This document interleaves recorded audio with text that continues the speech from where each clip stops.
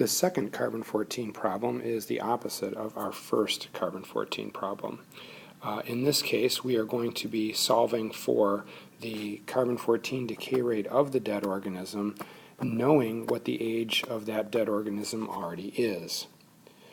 We're going to start this problem like we do all the problems. We're going to first identify what we know and what we need to know from our question.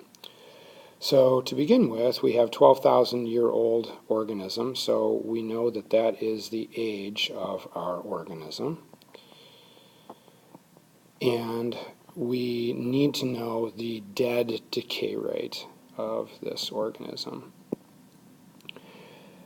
We always know, again, two pieces of information when we solve these problems. We always know or assume the living decay rate of an organism is 15.3 decays per minute per gram, and we know the half-life of carbon-14 is always 5,730 years.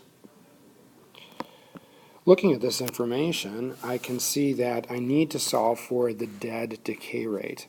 There's only one equation that lets us do that, so why don't we start with that one and see where it takes us. The equation that we're going to use then is the so-called zombie equation, the living over the dead, and we always know the living decay rate at 15.3 decays per minute per gram. Unfortunately, we don't know the dead decay rate, nor do we know the n, or number of half-lives, so this equation as is not yet solvable. But we do have some more information from the problem, so why don't we use that?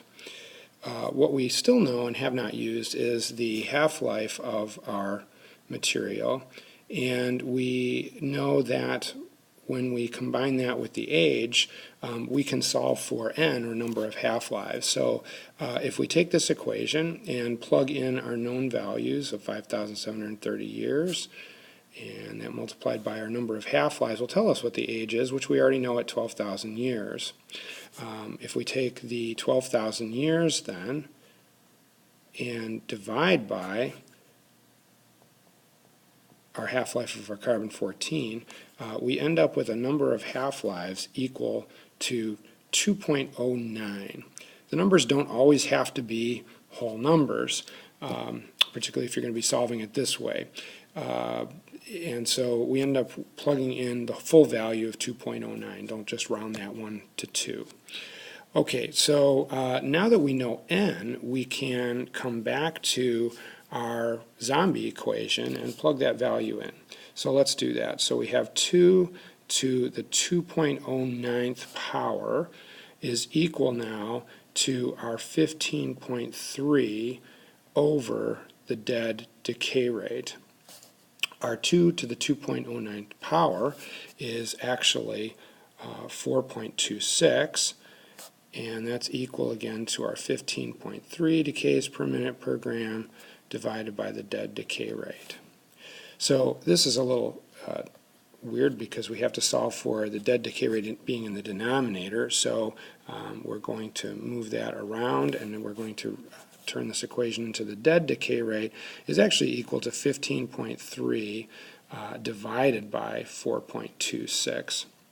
So what that tells us then is that our final answer is 3.59 decays per minute per gram. So that will be the dead decay rate of this 12,000-year-old Siberian lion. If you ever end up with a value that is over 15.3, you know that you made a mistake because a living organism is 15.3, and the decay rate must always go down, not up. And so your value for this type of problem should always be less than 15.3.